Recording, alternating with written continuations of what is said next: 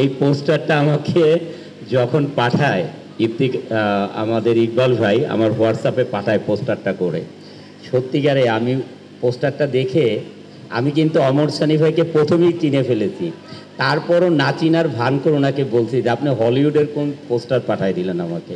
হ্যাঁ, মানে এত ভালো লাগছে আপনাকে, অসাধারণ ভালো লাগছে। তা আমি আপনাকে না দেখে বলতেছিলাম যে আপনাকে আজকে পচাইতে হবে আমার, এত সুন্দর একটা পোস্টার। ইভেন দো যখন পোস্টার উন্মোচন করে তখন বোধহয় এফডিসির এই গার্ডেনে আপনার পোস্টার শো, আপনার ছবি শো আমি দেখেছি। অত্যন্ত একটা ভালো ছবি, অনেক সুন্দর ছবি বানিয়েছে ইকবাল ভাই যখন কিলহিম করে। আমি জানেন আমি একটু হাইটেক মুভি পছন্দ করি। ইকবাল ভাইকে নিয়ে যখন আমরা গল্প নিয়ে বসি তখন দেখলাম ইজ রিয়েলি ইকবাল ভাই এবং বাবু ভাই যে গল্প লিখেছেন ওনাদের মধ্যে খুব ভালো বন্ডিং। আর ইকবাল ভাই অনেক মানে অ্যাডভান্স চিন্তা করে, এই জিনিসটা অনেক ভালো। অ্যাডভান্স চিন্তা না করলে এই সমাজে এখন চলাও যাবে না, কারণ এখন সবার হাতে ফোন। এখন আমরা ইচ্ছা করলেই কিছু বানালেই মানুষ দেখবে না। এই অ্যাডভান্স চিন্তার কারণ হচ্ছে কিলহিম, আপনি যেটা করেছেন এটা অনেক সুন্দর হয়েছে। তা আমাদের ঝন্টু আঙ্কেল স্যার একটা গল্প লিখছে আমাদের জন্য। তা আমি ঝন্টু আঙ্কেলকে স্যারকে বলেছিলাম যে আমরা যে ধরেন সাদা কালো ছবি দেখেছি বা কালার ছবি দেখেছি, অবুঝ মন, মাটির ঘর, এত বিখ্যাত বিখ্যাত ছবি যেগুলো আপনারা করেছেন, এখন এই ছবি হারিয়ে গেল কেন? এখন এই ছবি হারালো কেন? এই ছবি আমাদেরকে দিয়ে করান। তো ঝন্টু আঙ্কেল একটা গল্প লিখছে সেই টাইপের গল্প, মানে মাটির ঘর, অবুঝ মন, এই টাইপের একটা গল্প ঝন্টু আঙ্কেল লিখছেন। এটা আমরা ইনশাল্লাহ করব। আর মাহমুদ কলি স্যার, এটা আমরা আপনার অনেক ছবি দেখেছি। Is really you great hero এবং you really very handsome guy. হ্যাঁ, অনেক ভালো আপনি। আর আপনি যার সাথে এখন দুইজন জুটি বেঁধেছেন, নিপুণ ম্যাডাম, হ্যাঁ জুটি মানে আপনাদের সিনেমার জুটি না, মানে রাজনৈতিক জুটি না, সেটা চলচ্চিত্রের জুটি। যেটা করেছেন শিল্পী সমিতি নির্বাচন, এটা একটা ভালো কাজ করেছেন। কারণ উনি একজন মানে মেয়ে মানুষ হয়েও কিন্তু অনেক কষ্ট করেন, অনেক কাজ করেন। আমরা চাই আপনাদের বন্ধনটা ভালো থাকুক। মানে আবার কেউ কেউ নিউজ করেন না যে আমি ওই বন্ধন কথা বলে দিলাম। হ্যাঁ, ইকবাল ভাই এবং ঝন্টু আঙ্কেল স্যারের দুইটা কথার ব্যাপারে আমি কিছু কথা বলবো। আমাদের ঝন্টু আঙ্কেল স্যার বলেছেন ইন্ডাস্ট্রিতে দুইজন হিরো, অনন্ত জলিল, শাকিব খান। এই ব্যাপারে আমি কিছু কথা বলতে চাই। আমরা যখন অপারেশন জ্যাকপট করি, স্যারই হচ্ছে ডিরেক্টর, রাজীব ভাই আরেকজন আছে ইন্ডিয়ান ডিরেক্টর। আমি আসলে এরকম কাজ থেকে কারোর সাথে মিশিনি। আমি রোশন, তারপরে জয়, ইমন, নীরব, রোশান, শিপন আর আমান, সবার নাম এখন আমার মুখস্থ। একটা ভালো বন্ডিং আছে এর ভিতরে। আমি দেখলাম রোশানের যে ভয়েস, ওর ভয়েস অত্যন্ত সুন্দর, অনেক বলিষ্ঠ ভয়েস।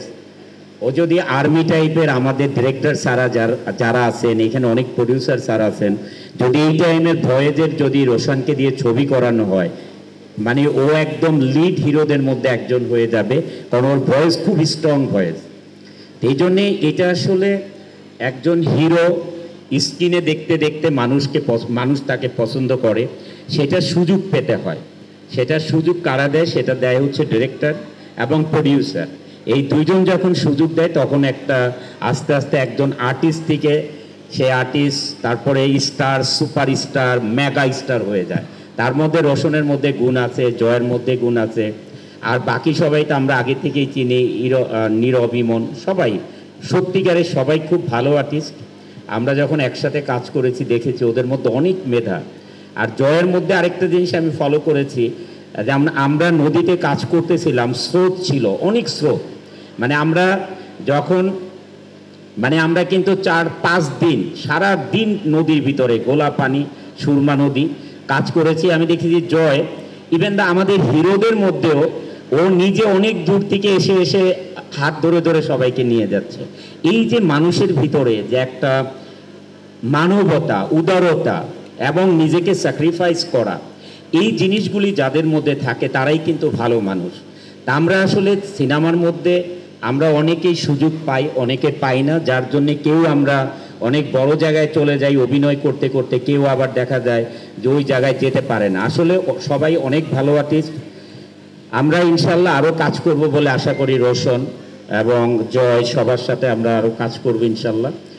এবং আর ডেড বডি নিয়ে অনেক কথা আপনারা বলেছেন। আমি যেহেতু প্রথম থেকেই বলি, আমি যেহেতু হাইটেক কাজ পছন্দ করি, আমার অনেক ভালো লেগেছে। আর আমার যারা ফ্যান আছেন, বাংলাদেশে যারা ফ্যান আছেন, এটা আসলে সিনেমা এমন একটা জিনিস, এটা মুখে বলার জিনিস না। আমাকে ইকবাল ভাই যখন স্টেজে বলেছিল যে অন্তত ভাই আপনি কথা বলবেন না, আমি বলছি আমি ট্রেইলার দেখার পরে বলবো, আমি ট্রেইলার দেখে তারপরে কথা বলবো, কারণ আমি বানিয়ে কিছু বলতে পারবো না। এই জন্য আমি ট্রেইলারটা দেখেছি, সত্যিকারে অসাধারণ একটা ট্রেইলার। ছবিটা অবশ্যই ভালো হবে। বর্ষা যেটা বললো যে ইকবাল ভাই তো অনেক টুইস্টটা রেখে দেয়, যে গল্পটাকে ক্লিয়ার বুঝাতে দেয় নাই, যেটা হলে যে মানুষ দেখবে। এটা তো অনেক টুইস্ট আছে এবং অনেক সুন্দর ছবি বানিয়েছে। তা আমি যেটা আলমগীর ভাইয়ের সাথে একমত হয়ে বলতে চাই, আমরা কেন সবাই ঈদেই ছবি রিলিজ করব? কেন আমরা ছবি তো রিলিজ করব, সারা বছর রিলিজ করব। এই মাহমুদ কলি স্যার আছেন, অমর সানি ভাই আছেন আমাদের, ওনারা ছবি রিলিজ করে নাই, সারা বছর ছবি রিলিজ করে নাই। তায়েব ভাই আছেন, সবাই তো ছবি রিলিজ করে। তাহলে এখন এই মানে আমাদের দেশে একটা প্রথা হয়ে গিয়েছে, এখন আমরা ঈদের জন্য ছবি বানাবো 13-14টা, আমরা ঈদে ছবি রিলিজ করব। What is this? তাহলে হল মালিকরা কি সিনেমা হল বন্ধ করে দিবে? এদিকে আমরা আন্দোলন করব ভারতের ছবি আনা যাবে না, আর সারা বছর আমরা ছবি রিলিজ করব না। হোয়াট ইজ দিস এগুলো? তাহলে হল মালিকরা তো আস্তে আস্তে এই কারণেই 800-1600 হল থেকে আজকে হলো 80টাতে পৌঁছাইছে। কয়দিন পরে থাকবেই না হল, তো কয়দিন পরে থাকবেই না। আগে আমরা সিনেপ্লেক্স কি খোদ্দা স্যার যখন শুরু হলো, সিনেপ্লেক্স শুরু হলো, সিনেপ্লেক্স সিনেমার জগতে। তারপরে নিঃস্বার্থ ভালোবাসা দিয়ে যমুনা সিনেপ্লেক্স শুরু হলো। এগুলো তো আমাদের পরে আসছে। আমাদের ঐতিহ্য তো সিঙ্গেল স্ক্রিন, তাই সিঙ্গেল স্ক্রিনটা হারিয়েই গেছে এখন। অমর সানি ভাইয়ের ছবি কি, আমি মধুমিতাতে ছবি দেখতে যাই কত ধাক্কা খাইছি টিকিট কেনার জন্য। এটা কি ঈদের জন্যই বসেছিল না ঈদের জন্য বসেছিলাম আমরা?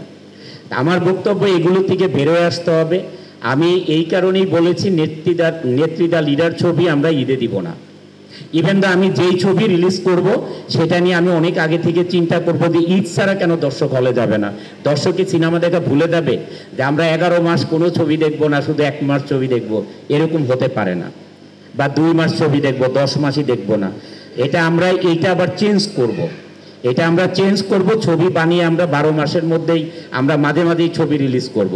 আর শিল্পী সমিতিতে যারাই আসুক, আমরা আশা করি নিপুণ আপু, মাহমুদ কলি স্যার ওনারা আসবেন, বা দীপজল ভাই বা মিশা ভাই আসবেন, যারাই আসবেন, এই আশাটাকে কতটুকু ওনারা সফল করবেন। কারণ আমাদের বাবা নাই চলচ্চিত্রে, যদি আর বাবা থাকতো এটা করতে পারতো না। এই প্রযোজক সমিতি কেন ইলেকশনে সব কিছু রেডি হয়ে যায়, আরেকজন যে মামলা করে ইলেকশনটা বন্ধ করে দেয়। এইগুলো করতে করতে করতে করতে আজকে চলচ্চিত্রটাকে শেষ পর্যায়ে নিয়ে গিয়েছে। চলচ্চিত্রের বাবা মা হচ্ছে প্রডিউসার ডিরেক্টর, আমরা হচ্ছি সন্তান শিল্পী সমিতি। আমরা কিভাবে বিদেশি ছবিকে ব্লক করে দিব যে না ছবি রিলিজ হতে পারবে না? এটা সম্ভব না। তো একটা শিল্পী সমিতি কি সম্ভব? আমি অনেকগুলো নিউজ দেখেছি, কেউ কেউ শিল্পী সমিতির উপরে রাগ করে রিজাইন দিয়ে চলে গেছে, যে তখন কিভাবে আটকাবে? এটা আটকানো সম্ভব নয়। এটা আটকাতে হবে প্রডিউসার, তারপরে ডিরেক্টর, তারপরে শিল্পী সমিতি। এখন শিল্পী সমিতির উপরে দোষ চাপিয়ে আমরা যদি রাগ গোসা করি, এটা ঠিক হবে না আমাদের। তাই এইবার আমি খসরু ভাই এবং যারা আমাদের আছেন সবাইকে বলবো যে জরুরিভাবে প্রযোজক সমিতির নির্বাচন করা, না হলে এই চলচ্চিত্র ঠিক করা যাবে না। চলচ্চিত্র ঠিক করতে হলে আগে বাবা থাকতে হবে। একটা সংসারে বাবা না থাকলে তো এমনিতে সংসার চলে না। তা আমাদের চলচ্চিত্র আজকে কত বছর ধরে বাবা নাই, চলবে কিভাবে? ধন্যবাদ ভাই আপনাদেরকে, আপনারা অনেক কষ্ট করে এসেছেন রোজার দিন। আমরা নিজেরাও রোজা ছিলাম। তা আমরা সবাই ইনশাল্লাহ আবার সবার সাথে দেখা হবে। আর ইকবাল ভাইয়ের ছবি আমরা দেখতে যাব ইনশাল্লাহ। আর আমি আজকে এখানে আসার কারণে 4টা। একটা হচ্ছে রিলেশন, যেটা ইকবাল ভাইয়ের সাথে আত্মার রিলেশন হয়ে গিয়েছে। আরেকটা হচ্ছে রেসপন্সিবিলিটি, ওনার মুভিটাকে আমার প্রমোশন করার একটা দায়িত্বের মধ্যে পড়ে গেছে। আরেকটা হচ্ছে লাভ, যেটা আমার হিরো রোশন এবং আমার ইকবাল ভাই দুইজনের মধ্যেই আমার রয়ে গেছে, যে লাভ, রিলেশন এবং হচ্ছে কমিটমেন্ট, রেসপন্সিবিলিটি, এগুলো সব কিছু মিলিয়ে আজকে আমি আর বর্ষা এখানে। ইনশাল্লাহ আমরা সিনেমা হলেও ছবি দেখতে যাব।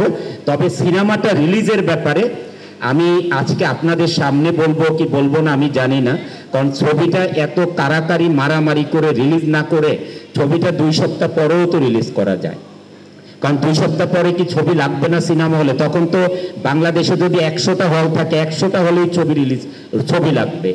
তা এত মারামারি কারাকারির দরকার কি? ছবি রিলিজ হতে থাকুক না। যেই 2-4টা রিলিজ হবে আপনি আবার একটু সময় নিয়ে চিন্তা করেন। এটা আমি এখনই ডিসিশন নিতে বলছি আপনাকে। আপনি এটা চিন্তা করেন যে 2 সপ্তাহ পরে করলেও তো ঈদের আমেজ থাকবে, বাট আপনি বাংলাদেশের সবগুলো হল পাবেন। কথা বুঝছেন? আপনি সবগুলো হল পাবেন। কেন এত করতে হবে? যারা বিজনেস করার জন্য সবাই ছবি বানাচ্ছে তারা করুক না। কারণ আপনার যে ছবি, এই ছবি যখন রিলিজ হবে সত্যিকারে বলতে পারি প্রচুর দর্শক আসবে, প্রচুর। সেটা আপনি ঈদের দিন রিলিজ করেন বা ঈদের 2 সপ্তাহ পরে রিলিজ করেন, এটার ব্যাপারে একটু ভেবে দেখবেন। এটা আমি রিকোয়েস্ট করব, এটা অবশ্যই আপনি ভেবে দেখবেন। ধন্যবাদ ইকবাল ভাই। ইকবাল ভাইকে একটু হাক করি, কারণ অনেক সুন্দর ছবি বানিয়েছে।